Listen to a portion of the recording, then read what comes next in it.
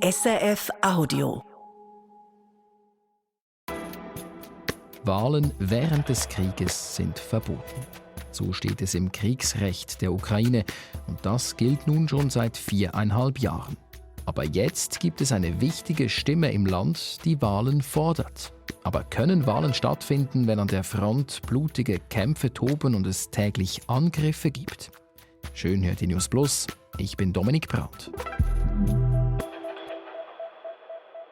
Michailo Fedorov sitzt in einem dunklen Raum an einem Holztisch, trägt ein schwarzes Hemd, Ring und Smartwatch, Laptop vor und eine kleine Lampe neben ihm.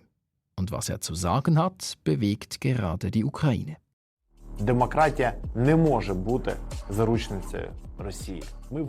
Die Demokratie dürfe nicht zur Geisel Russlands werden. Man kämpfe, um ein freier Staat zu bleiben, und deshalb müsse man eine Lösung finden, den demokratischen Prozess trotz Krieg wiederherzustellen. Michailo Fedorov will Wahlen. Und seine Videobotschaft sorgt für Diskussionen, weil er nicht irgendjemand ist, sondern der wohl beliebteste Politiker des Landes. Bis vor kurzem war er Verteidigungsminister. Dann ist er von Präsident Volodymyr Zelensky entlassen worden. Es war das Ende eines Machtkampfs mit dem Armeechef. Die Menschen gingen daraufhin so zahlreich auf die Straßen, dass Zelensky Fedorov einen neuen Posten anbot. Den wollte Fedorov aber nicht. Stattdessen fordert er nun Neuwahlen.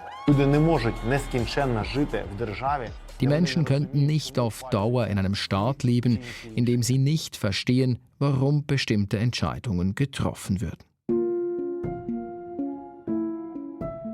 Mit seinen Aussagen hat Michailo Fedorov viele überrascht, auch unseren heutigen Gesprächspartner. Mein Name ist Florian Kellermann. Ich bin seit 1,5 Jahren Korrespondent im Studio der ARD in Kiew. Florian Kellermann lebt also in der Ukraine. Ich wollte darum zuerst von ihm wissen, wie die Menschen über die Forderung nach Wahlen denken, so mitten im Krieg.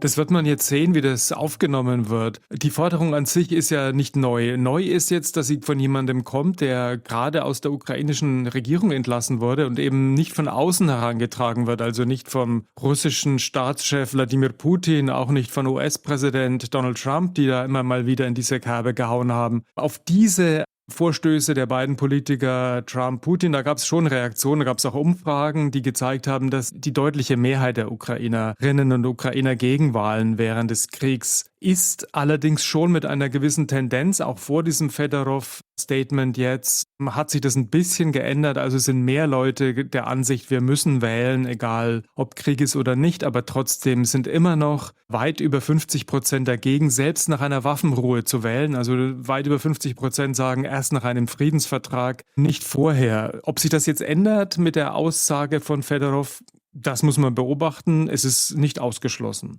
Was ist es denn, was die Ausgangslage nun ändert, wenn es eben nicht mehr Putin und Trump sind, sondern halt jetzt eben Fedorov? Was ändert sich damit? Fedorov ist ein sehr populärer Politiker und das kann schon sein, wenn diese Nachricht viele Menschen erreicht, dass die dann sagen, naja, wenn der das sagt und er hat ja besseren Einblick in die Regierungsgeschäfte, ich meine, er prangert ja auch Korruption an, ohne Namen zu nennen allerdings, dann ist da vielleicht was dran und vielleicht müssen wir das wirklich tun und ich kann mir schon vorstellen, dass einige Menschen ihre Meinung ändern werden, aber ich kann mir trotzdem nicht vorstellen, dass es eine große Masse sein wird. Bisher wollten Putin und Trump Wahlen in der Ukraine. Wenig überraschend stießen sie nicht auf offene Ohren. Nun ist die Ausgangslage eine andere. Die Forderung nach Wahlen würde in erster Linie natürlich den amtierenden Präsidenten Volodymyr Zelensky betreffen. Er und das Parlament sind seit 2019 im Amt und hätten sich seither eigentlich einer neuen Wahl stellen müssen. Aber eben.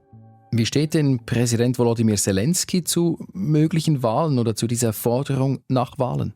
Ich denke, dass er da dagegen ist. Also er hat angedeutet und hat das ja auch in Auftrag gegeben beim Parlament, Möglichkeiten zu suchen, wie man trotz des Kriegs Wahlen abhalten kann. Aber das hat er getan auf den Druck von Donald Trump hin, des US-Präsidenten, der da die Forderung von Putin übernommen hat. Aber ich denke mal, in Wahrheit will er keine Wahlen. Der Präsident will also keine Wahlen. Große Teile der Bevölkerung mindestens bisher auch nicht. Und der Korrespondent in Kiew bezeichnet das Wahlszenario ebenfalls als unrealistisch. Sie sind ja auch von der Gesetzgebung her schwierig durchzuführen. Also Parlamentswahlen sind schon eigentlich durch die Verfassung ausgeschlossen. Eine Änderung der Verfassung ist während des Kriegszustands ausgeschlossen. Man könnte natürlich versuchen, Sachen zu ändern und das irgendwie durchzupeitschen, aber es wäre wirklich schon auch ein juristischer Kraftakt, der schon die Legitimität auch solcher Wahlen in Frage stellen würde. Klar, man kann irgendwie versuchen, den Kriegszustand auszusetzen. Allerdings hätte das dann eben auch andere juristische Folgen. Wenn kein Kriegszustand ist, dann kann man auch die Männer hier nicht im Land halten, die jetzt nicht ausreisen dürfen. Die könnten dann zum Beispiel einfach über die Grenze ins Ausland ausreisen. Also es ist auch technisch schwierig und es ist natürlich auch vom Ablauf solcher Wahlen her schwierig, wenn man eben unter Bomben lebt. Jeden Tag werden ukrainische Städte bombardiert von russischer Seite und Wahlen sind ja auch nicht nur an einem Tag. Das heißt, der Wahlvorgang vielleicht schon, aber der Wahlkampf und die politische Auseinandersetzung, die findet ja wesentlich vorher statt. Da gibt es tatsächlich so einige Dinge, die schwer vorstellbar sind. Unter anderem würde sich die Frage stellen, wie die Menschen wählen sollen, die in russisch besetzten Gebieten leben. Und trotzdem ist das Thema in der Bevölkerung präsent. Ja, ich höre schon immer wieder die Aussage, wir sollten eigentlich neu wählen, wir bräuchten eigentlich hier vor allem ein neues Parlament, aber auch beim Präsidenten muss er sich eigentlich wieder um eine Legitimation bemühen. Das ist unser Recht und die Ukrainer waren ja auch immer sehr aktiv bei Wahlen. Also Wahlen waren immer etwas, wo wirklich viele ihr Herzblut auch gelassen haben und die Ukrainer haben ja auch sehr gerne, ich formuliere es mal flapsig, Präsidenten abgewählt und haben auch immer sehr, sehr schnell ihr Vertrauen verloren gegenüber Präsidenten, wenn sie mal im Amt waren. Das war bei Zelensky nicht anders. Also insofern der Wunsch nach Wahlen ist auf jeden Fall da, den spürt man, aber es ist jetzt nicht so, dass man ständig darüber sprechen würde, denn der Krieg erzeugt Ereignisse, die erstmal wichtiger sind oder erstmal schlimmer sind, aber es ist schon ein Thema, über das gesprochen wird. Es ist ein Thema bei den Menschen, auch wenn vielen bewusst ist, dass Wahlen ein Kraftakt wären, politisch, juristisch, organisatorisch. All das weiß der ehemalige Verteidigungsminister. Und all das wolle Fedorov für sich nutzen. Die Expertinnen und Experten in der Ukraine bezeichnen es so, dass Fedorov jetzt seine politische Karriere erst wirklich beginnt, seine selbstständige politische Karriere. Er ist eben entlassen worden und er hat auch die Zusammenarbeit dann mit Zelensky abgebrochen. Also er hat sich auf nichts anderes eingelassen als eben eine Rückkehr ins Verteidigungsministerium. Und er hat eine große Fanbasis in der Ukraine. Also er ist sehr beliebt. Man kann schon fast sagen, der beliebteste Politiker im Moment. Umfragen zeigen, dass 58% ihm vertrauen. Das sind doppelt so viele wie Zelensky vertrauen. Das heißt, wenn es Wahlen gäbe, Präsidentschaftswahlen, dann hätte er jetzt gute Chancen. Er, Zelensky sicher auch noch, außerdem der ehemalige Armeechef Valeri Saluzhny taucht dann auf in den Umfragen. Und diese Popularität, die will er aufrechterhalten. Das heißt, er will sozusagen im Geschäft bleiben, das heißt im Gespräch bleiben. Und da ist eben jetzt nochmal eine gute Gelegenheit. Also heute soll das Parlament den designierten neuen Verteidigungsminister wählen. Das heißt, das ist heute ein Thema und das ist jetzt seine Chance, eben nochmal auf sich aufmerksam zu machen. In den kommenden Monaten wird es dann natürlich schwieriger, weil das Thema dann ja auch mehr oder weniger abgehakt ist. Aber trotzdem wird er versuchen, weiterhin eben im Gespräch zu bleiben und hat eben ein sehr, sehr strittiges Thema gewählt mit den Wahlen, über das man jetzt natürlich spricht und damit spricht man eben über ihn. Also es ist ein Stück weit eine langfristige Taktik für die Politkarriere von Michailo Fedorov. Das würde ich schon so sehen, ja. Sagt also Florian Kellermann vom ARD-Studio in Kiew.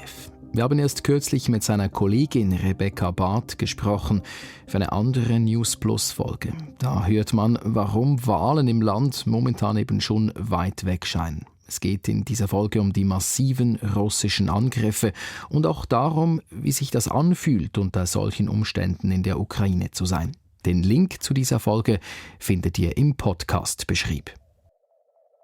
Das war's von News Plus für heute. Das Team Marisa Ekli, Marc Alemann und Dominik Brandt. Und wenn ihr Feedback oder Themeninputs habt, meldet euch unbedingt bei uns. newsplus@srf.ch oder 076 320 1037. Merci vielmal und bis bald. Das war ein Podcast von SRF, produziert im Auftrag der SRG.